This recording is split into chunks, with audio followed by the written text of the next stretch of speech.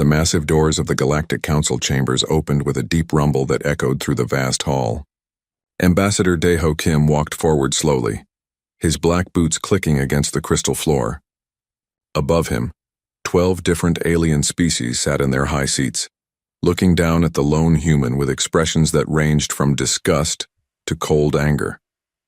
The Veltari representative spoke first. Its crystal body glowed with blue light as it transmitted its words directly into everyone's mind. Human, you stand before the Galactic Council for the final time. Your species has ignored our warnings. You have broken our laws. You have expanded into space without permission.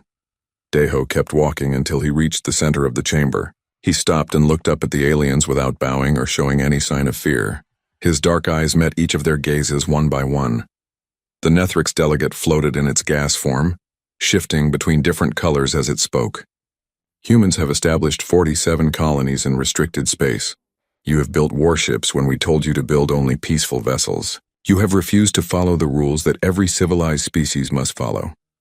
Around the chamber, other council members nodded their agreement. The Kethrin clicked their claws against their seats. The Mordai flashed their warning lights. The ancient Zultek let out a low growl that vibrated through the floor. Daeho remained silent, his hands clasped behind his back. He had been Earth's ambassador to the Galactic Council for 5 years. He had listened to their demands, their threats, and their ultimatums. Today would be different. The Veltari continued speaking, its mental voice growing stronger and more demanding. The Council has decided. Humanity must stop all military expansion immediately. You will surrender your colony ships to our forces. You will place all human worlds under Council oversight. You will reduce your population to approved levels. The chamber fell silent except for the low hum of the station's power systems. Daeho could feel the weight of 12 alien civilizations pressing down on him. These species had ruled the galaxy for thousands of years. They had conquered worlds, destroyed entire races, and forced countless others to submit to their will. You have 30 standard cycles to comply. The Nethrix delegate added, its gas form turning a deep red color. If you refuse, the Council will use force to make you obey. We have destroyed species before. We will not hesitate to do so again. More aliens spoke up, adding their own threats and demands. The Kethrin wanted humans to hand over their faster-than-light technology. The Mordai demanded access to all human scientific research. The Zulthek simply wanted humans to acknowledge that they were inferior beings who needed alien guidance. Through it all, Daeho stood perfectly still. He listened to every word, memorized every threat, and noted every detail. When the last alien had finished speaking, the chamber grew quiet again. The Veltari leaned forward in its seat. Well, human? What is your species' answer to the Council's final ultimatum? Daeho reached into his jacket and pulled out a small device. He placed it on the floor at his feet and activated it with the touch of a button. Immediately, music began to play throughout the entire chamber. It was Beethoven's Ninth Symphony, the human composition known as Ode to Joy. The aliens recoiled in surprise and confusion. They were not familiar with human music, and the complex sounds seemed to disturb them. Some tried to block the transmission, but the device was broadcasting on frequencies they did not understand. Daeho looked up at the council members one more time. When he spoke, his voice was calm and clear, carrying easily through the vast chamber despite the music. No. That single word hung in the air like a challenge. The aliens stared at him in shock. No species had ever simply refused a council ultimatum. No representative had ever stood before them and given such a direct, simple answer. The Veltari's crystal body flared with angry light. What did you say? Daeho smiled slightly. I said no. Humanity refuses your ultimatum. We will not surrender our ships. We will not place our worlds under your control. We will not reduce our population. We will continue to expand into space as we see fit. The chamber erupted in chaos. Aliens shouted in their various languages, demanding explanations and threatening immediate punishment. The Kethron began clicking rapidly, a sign of extreme agitation. The Mordai flashed angry red lights. The Zultek roared so loudly that the floor shook. Through it all, the human music continued to play, growing louder and more triumphant with each passing moment. The sound seemed to fill every corner of the station, reaching into areas where no council transmission had ever gone before. Daeho turned and began walking toward the exit. The aliens screamed after him, demanding that he return and explain himself. They threatened him with death, with the destruction of Earth, with the complete annihilation of the human race. He did not turn around. He did not answer their threats. He simply walked away, leaving them with their anger and their confusion and the strange human music that they could not turn off. As he reached the doors, the Veltari's mental voice followed him one last time. "You have doomed your species, human. The Council will not forget this insult. We will crush humanity like the insects you are." Deho paused at the threshold and looked back over his shoulder. His smile had grown wider, and there was something in his eyes that made several of the aliens step back in their seats. "You are welcome to try," he said quietly. Then he walked through the doors and disappeared into the corridors of the station. Behind him, the council chamber continued to fill with the sound of human music. The small device he had left behind was more than just a music player. It was also a transmitter, sending detailed scans of the chamber, the station, and every alien present back to Earth. As Deho made his way to his ship, he activated his personal communicator. The message he sent was brief and simple. They took the bait. Proceeding to Phase 2. On Earth, Fleet Admiral Jinwoo Park received the message and smiled. The Council thought they were dealing with a primitive species that would cower before their threats. They had no idea what humanity had been preparing for the past 50 years. The symphony continued to play throughout Nexus Prime Station, a reminder that humanity had not just refused to submit. They had left behind a calling card, a promise that this was only the beginning of something much larger. Fleet Admiral Jinwoo Park stood on the bridge of the Earth Defense Command, watching the blue planet slowly turn below him. His reflection stared back from the reinforced glass, showing a man in his 50s with gray hair and calm eyes that had seen too many battles. The communication from Ambassador Deho had arrived 3 hours ago, and now everything would change. "Admiral, the Joint Chiefs are ready for your briefing," said Captain Hyojin Lim, his aide-de-camp. She had served with him for 10 years and knew how to read his moods. Today he seemed almost relieved. Jinwoo nodded and walked to the main briefing room. Inside, dozens of screens showed star maps, ship positions, and tactical data that had been classified at the highest levels for decades. The Joint Chiefs sat around a large table, their faces serious as they waited for his report. "Ladies and gentlemen," Jinwoo began, "Ambassador Kim has delivered our message to the Galactic Council. As expected, they did not take it well. We now have 30 standard cycles before they begin military action against human space." General Myung Lee, head of the Strategic Defense Initiative, leaned forward. "How much time do we have before their fleets arrive at our outer colonies?" "Our intelligence suggests 45 to 50 days, Jinwoo replied. "More than enough time to complete Phase 2 of the Prometheus Protocol." Around the table, several officers smiled grimly. The Prometheus Protocol was humanity's greatest secret, a plan that had been in development since first contact with the Galactic Council 25 years ago. From the beginning, human leaders had suspected that peaceful coexistence would be impossible with alien species that viewed them as inferior. Dr. Young-Soo Nam, the head of advanced research, activated a holographic display above the table. It showed the human colonies that the Council knew about, scattered across 47 star systems. "The Council believes this represents the full extent of human expansion," he said. "They are wrong." The display changed, showing additional star systems lighting up one by one. Soon, over 120 star systems glowed with human presence. The room fell silent as everyone absorbed the magnitude of what they were seeing. "We have been establishing hidden colonies for 15 years, Dr. Nam continued. "Each one appears to be a simple research outpost or mining operation. In reality, they are fully militarized positions with defensive capabilities that exceed anything the Council has seen before." Admiral Seong-hwan, commander of the Outer Rim Fleet, spoke up. "What about our ship numbers?" "The Council thinks we have maybe 200 warships." Jinwoo smiled for the first time that day. "Show them the real fleet positions, Dr. Nam." The holographic display zoomed out to show the entire galaxy. Thousands of red dots appeared, representing human vessels scattered throughout space. Most were disguised as cargo ships, research vessels, or civilian transports. All of them were actually warships. "We currently have operational control of 3,400 combat vessels," Dr. Nam announced. "Each one has been designed to appear harmless while carrying enough firepower to destroy a Council cruiser." Commander Taemin Kang, head of special operations, added more details. Our merchant ships carry retractable weapon systems. Our mining platforms are actually mobile battle stations. Our research outposts have planetary defense networks that can stop invasion fleets. The briefing continued for 2 hours as each department head revealed the true scope of human military preparation. Engineer Bo Rayun showed them the new adaptive armor systems that could absorb energy weapon fire and convert it to power their own systems. Scientist Hyun-soo Choi demonstrated the Fold Space Communication Network that allowed instant coordination across the galaxy. The Council has made one critical error, Jin-woo said as the briefing neared its end. They assume that humans think like other species. They believe we will build a few large fleets and try to defend specific positions.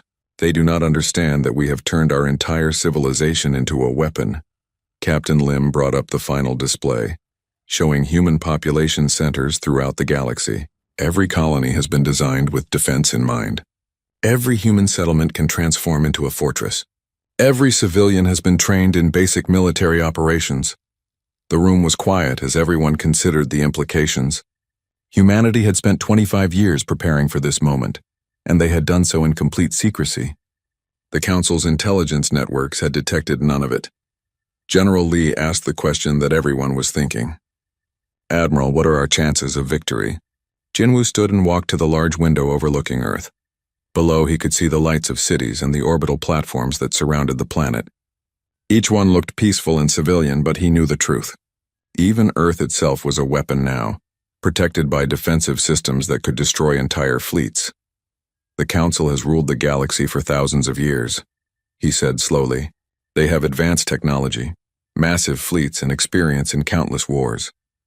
They see us as primitives who have been in space for only 200 years. He turned back to face the room. But they have never fought humans before. They do not understand how we think, how we prepare, or how we fight. They expect us to surrender when they show us their superior numbers. Instead, they are about to learn why humanity does not surrender. The meeting ended with orders being transmitted throughout human space. Across the galaxy, seemingly innocent civilian vessels began subtle course corrections. Research stations powered up weapon systems that had been hidden for years. Mining operations revealed themselves to be mobile battle platforms. On the hidden world of New Busan, Captain Daewon Kim received orders to activate the Avalanche Defense Network. Within hours, asteroid fields throughout the system had been transformed into weapons platforms that could coordinate their fire across light years. At the Luna shipyards, Engineer Soo-jin Park watched as the final batch of civilian vessels rolled off the production lines. Each one looked like a simple cargo hauler, but their hulls concealed weapons that could punch through Council battle armor. Throughout human space, the greatest deception in galactic history was coming to an end. For 25 years, humanity had pretended to be a weak, peaceful species that barely understood advanced technology. Now they would reveal the truth. Admiral Jin-woo Park sent one final message to all human commanders. The Council believes they are hunting rabbits. Tomorrow, they will learn they have awakened dragons. Prepare for Phase 3. Show them what humanity really is. In the depths of space, human vessels that had been playing the role of helpless merchants began dropping their disguises. Weapon ports opened, shield generators powered up, stealth systems activated. The galaxy was about to change forever, and the Galactic Council had no idea what was coming. Fleet Commander Veltar Zenth floated in his crystal chamber aboard the massive council, Dreadnought Eternal Authority. His crystalline body pulsed with blue energy as he reviewed the final reports from his intelligence officers. Around him, holographic displays showed the largest military force ever assembled in galactic history. 3,000 warships from 12 different species hung in space around the Nexus Prime Station. Each vessel represented centuries of advanced technology and military experience. The Veltari had brought their crystal ships that could channel pure energy. The Nethrix contributed their gas-form vessels that could phase through solid matter. The Kethran fleet bristled with weapons that had conquered 100 worlds. Commander Zenth, came the mental voice of Nethrix Prime Consciousness. Our scouts report that human defensive positions remain minimal. Their outer colonies show no signs of military buildup. Veltar examined the intelligence reports with satisfaction. Human space appeared exactly as expected for a primitive species. 47 lightly defended colonies, a small fleet of outdated warships, and civilian populations that seemed unaware of the coming storm. How many human warships have our scouts identified? Veltar asked his intelligence chief. A spider-like arachne, whose sensors could detect ships across multiple dimensions. 237 confirmed military vessels. The arachne clicked in response. Most appear to be converted civilian ships with basic weapons. Their largest vessels are less than half the size of our smallest cruisers. Veltar's crystal body glowed brighter with amusement. The humans had defied the Council with a fleet that was barely a fraction of the force now assembled against them. It would be the shortest war in galactic history. Admiral Kethvar of the Kethron spoke up from his position on the bridge. My species has fought humans before in small skirmishes. They are aggressive but lack tactical sophistication. They rely on brute force rather than strategy. Around the command center, other species commanders nodded in agreement. The Mordai had studied human military history and found it primitive compared to galactic standards. The Zultek considered humans to be barely above animals in intelligence. The plan is simple, Veltar announced to the assembled fleet commanders. We will attack in 3 waves. The first wave of 1,000 ships will strike their outer colonies and demonstrate our superior firepower. When they see the futility of resistance, they will surrender. The holographic display showed the attack plan in detail. The first wave would target the human colonies closest to Council space. The second wave would advance to their core systems. The third wave would deliver the final blow to Earth itself, ending human expansion forever. What if they refuse to surrender after the first wave? Asked Mordai battle leader Zixith, her bioluminescent patches flashing with curiosity. Veltar's mental laughter echoed through the chamber. Then we will destroy them completely. The Council has decided that humanity is too dangerous to be allowed to continue existing. This will serve as an example to any other primitive species that might consider defying our authority. The commanders spent the next several hours reviewing tactical details. Their ships carried weapons that could crack planets and shields that had never been penetrated. The humans had nothing that could match such technology. On Earth, President Bo-Ra Yoon stood before the United Earth Assembly in emergency session. The Great Hall was packed with representatives from every human nation and colony. The tension in the room was thick enough to cut with a knife. Citizens of Earth, she began, her voice carrying clearly through the chamber. 25 years ago, we made first contact with the Galactic Council. We hoped for peaceful cooperation and mutual respect. Instead, we discovered a group of ancient species that view all other life as inferior. The assembly listened in complete silence as she continued. For 25 years, we have pretended to be weak and compliant while preparing for this day. The Council has given us an ultimatum: surrender or be destroyed. Today, we give them our answer. She activated a holographic display that showed the true extent of human military preparation. Gasps echoed through the chamber as representatives saw the hidden fleets, the disguised weapons, and the secret colonies that had been built in complete secrecy. We choose to fight, President Yoon declared. Not because we seek war, but because we refuse to bow to tyrants. Humanity will not surrender, humanity will not submit, and humanity will not be destroyed. The vote was unanimous, 2,147 to 0 in favor of resistance. Meanwhile, Captain Taemin Kang piloted his stealth ship Silent Arrow through the edge of Council space, gathering final intelligence on enemy fleet movements. His sensors detected the massive Council armada preparing for departure, but his ship remained invisible to their detection systems. Command, this is Silent Arrow, he reported through the encrypted Fold Space communication network. Council First Wave consists of 1,000 ships as expected. They are proceeding to jump coordinates for Kepler 442 system as predicted. Back on the Council flagship, Veltar received confirmation that the first wave was ready to depart. The 1,000 ships formed into attack formation, their weapons charged and shields at maximum power. Each vessel carried enough firepower to level a city. Begin the attack, Veltar commanded. Show these humans the price of defying the Galactic Council. The first wave ships activated their jump drives and disappeared into hyperspace, heading for the Kepler 442 system, where humans had established what appeared to be a lightly defended mining colony. The Council expected to crush the human defenders within hours and force an immediate surrender. What they did not know was that Admiral Seung Hwan was waiting for them with a trap that had been 50 years in the making. The mining colony in Kepler 442, was actually the most heavily fortified position in human space, protected by weapons and defenses that existed nowhere else in the galaxy. As the Council ships traveled through hyperspace toward what they believed would be an easy victory, human forces throughout the galaxy received the activation signal. Across 100 star systems, disguised weapons came online. Hidden fleets powered up their engines, and civilian populations took cover in underground bunkers that had been prepared for decades.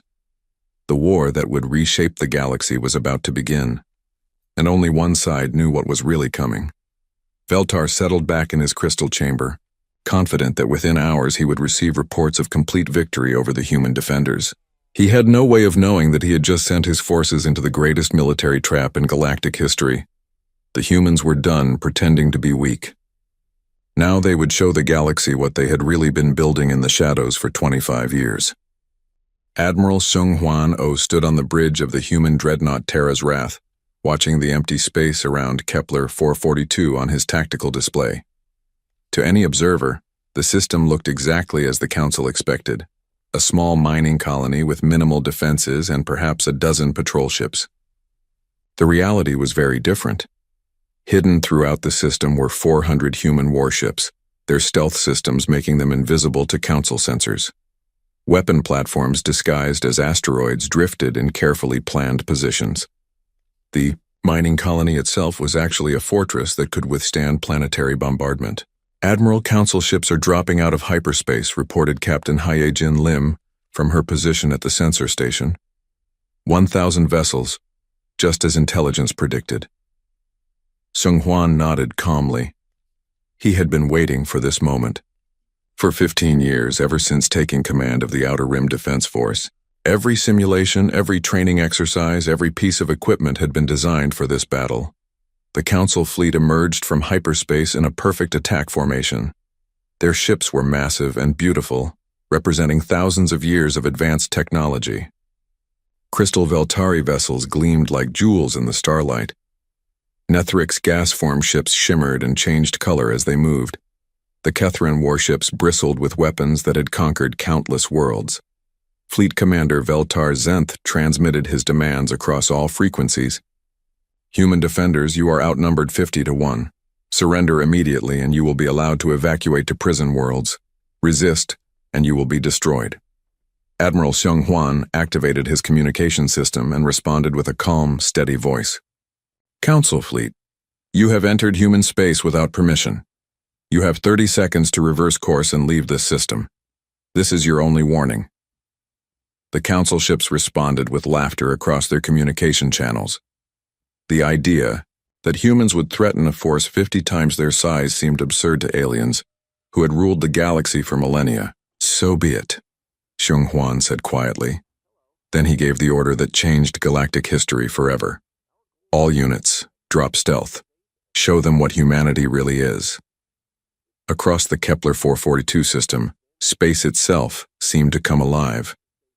Asteroids revealed themselves to be massive weapon platforms. Empty space flickered as hundreds of human ships dropped their cloaking systems. The small mining colony unfolded like a flower, exposing weapon systems that dwarfed anything on the Council ships. The Council fleet found themselves surrounded by 400 human warships that had appeared from nowhere. But the real shock came when the humans opened fire. Human weapons were unlike anything the galaxy had ever seen. Instead of simple energy beams or projectiles, they fired adaptive munitions that learned from each impact. The first shots were absorbed by Council shields, but the second shots penetrated deeper. The third shots went through the shields entirely. Captain Young Soo Nam commanded the destroyer Soul's Pride as it engaged a massive Veltari cruiser. His weapons officer had trained for years to fight crystal-based technology. Target their resonance frequency, he ordered. Let's see how they like having their own energy turned against them.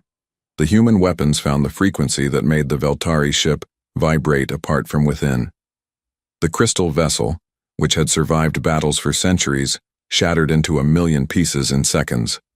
Across the battlefield, similar scenes played out as human tactics proved devastatingly effective. The Nethrix gas-form ships found that human weapons could target their molecular structure, forcing them back into solid matter where they became vulnerable. The Kethron discovered that their advanced shields meant nothing against weapons that adapted faster than their defenses could compensate. But the greatest shock for the Council forces came from how the human ships fought together. Every vessel moved in perfect coordination as if controlled by a single mind. When one ship was damaged, others immediately moved to cover it. When an enemy showed weakness, dozens of human ships focused their fire with surgical precision. Commander Tae Min Kang led a squadron of stealth fighters in attacks on the Council command ships. His pilots had been training in secret for 20 years, developing tactics that no alien species had ever encountered. They struck from impossible angles, disappeared when fired upon, and reappeared behind enemy lines. "This is impossible," transmitted Kethron Admiral Kethvar as his flagship came under attack from human fighters that seemed to phase in and out of reality. "How can primitives have technology more advanced than ours?" Admiral Sung Hwan heard the transmission and smiled grimly. "Because we never stopped learning. While you grew comfortable with your ancient technology, we spent 25 years preparing for this day." The battle raged for 6 hours, but the outcome was never in doubt. Human ships that took damage repaired themselves using nanotechnology that rebuilt armor plating and weapon systems faster than the Council forces could destroy them. Human weapons grew more effective with each shot, as their adaptive systems learned to counter alien defenses. Captain Bo Rayun commanded the carrier New Horizon, deploying swarms of AI-controlled fighters that fought like a collective organism. Each drone learned from the experiences of every other drone, creating a hive mind that grew smarter and deadlier with each passing minute. The Council forces began to retreat when their casualties reached 30%, but Admiral Sung Hwan was not finished with them. "Let some escape," he ordered his fleet. "We want survivors to carry word back to the Council." When the battle ended, 800 Council ships had been destroyed or disabled. Only 200 managed to escape back to hyperspace, carrying with them impossible stories of human technology and tactics that defied everything the galaxy thought it knew about warfare. Admiral Sung Hwan opened a channel to the fleeing ships and delivered a message that would echo throughout Council space.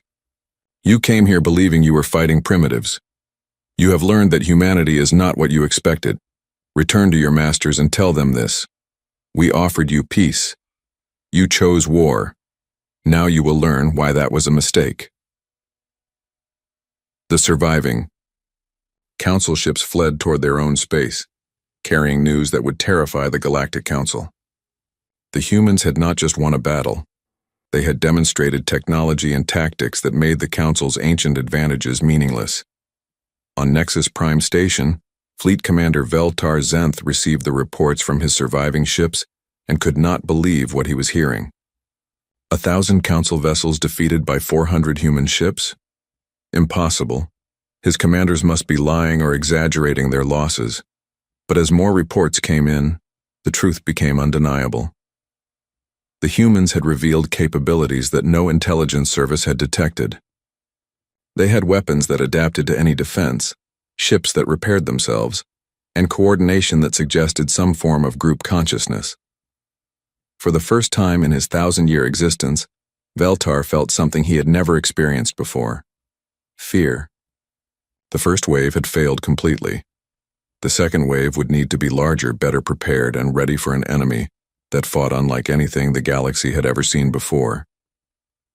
But even as the Council prepared their response, human forces throughout the galaxy were dropping their disguises and revealing the true extent of their military preparation.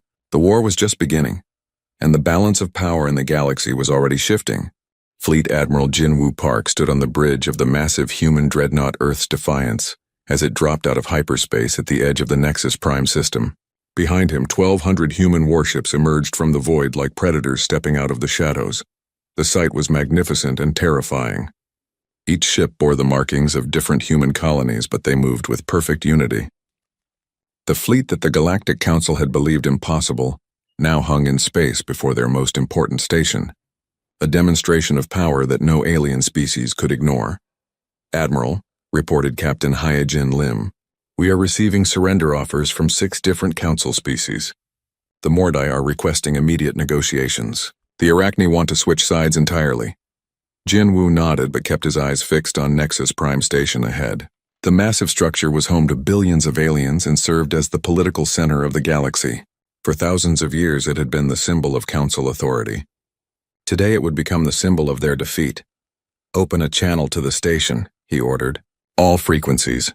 I want every being in the galaxy to hear this."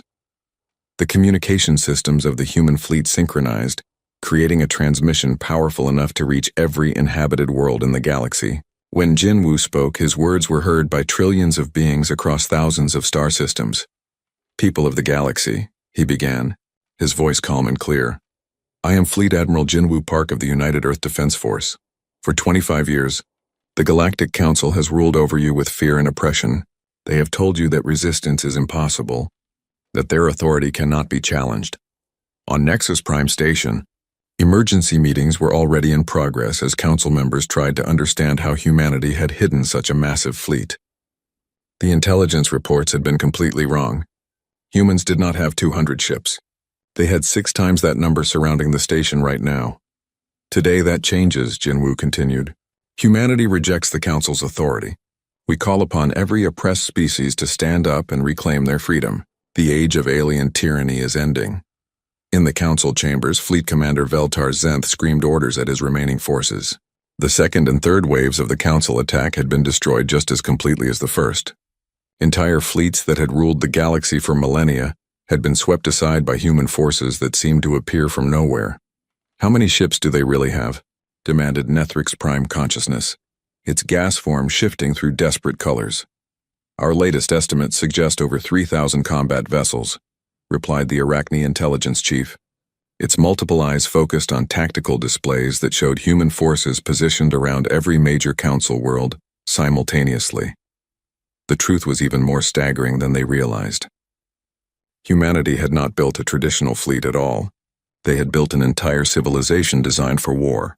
Every colony, every space station, every seemingly civilian vessel had been constructed with hidden military capabilities. President Bo Rai Yoon appeared on the communication screens throughout the galaxy, addressing the oppressed peoples directly. "For too long you have lived under the boot of the Council. They have stolen your resources, enslaved your populations, and destroyed any who dared to resist. But you are not alone anymore."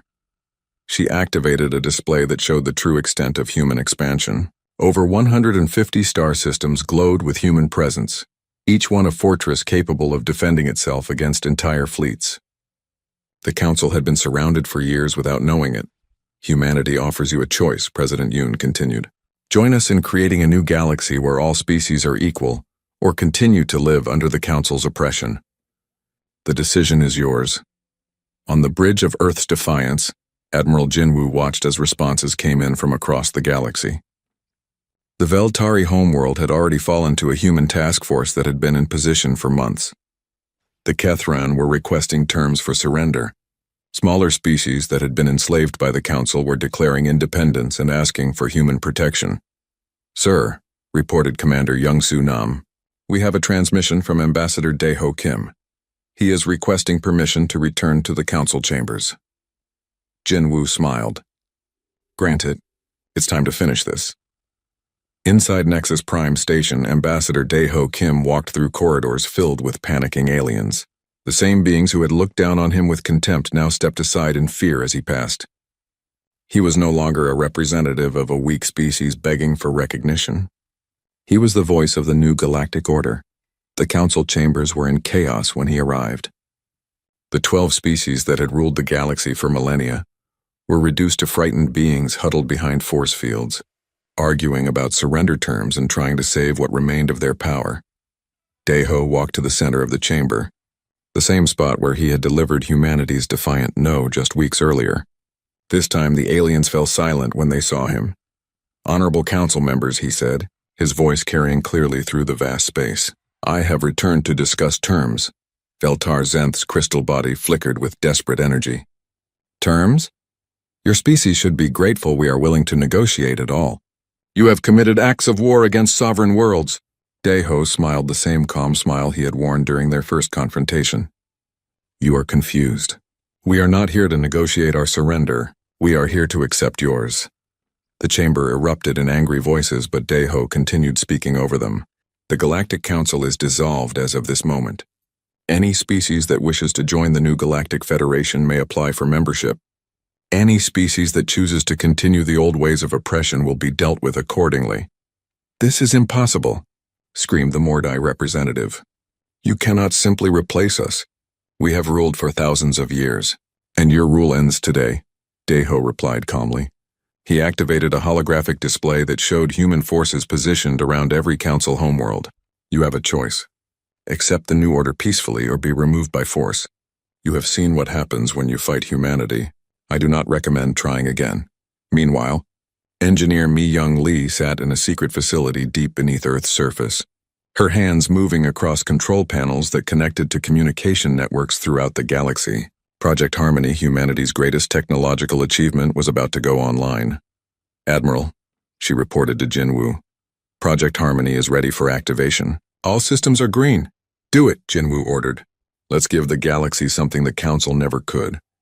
Across the galaxy, every species with communication technology suddenly found themselves connected to a vast network that bypassed all Council monitoring systems.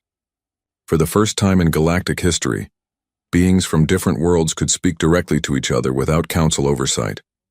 The effect was immediate and devastating to Council authority. Oppressed species began coordinating resistance movements. Enslaved populations shared information about Council weakness. The network of fear and control that had held the galaxy together for millennia collapsed in hours. Captain Tae-Min Kang commanded the task force that had taken the Veltari homeworld without firing a shot.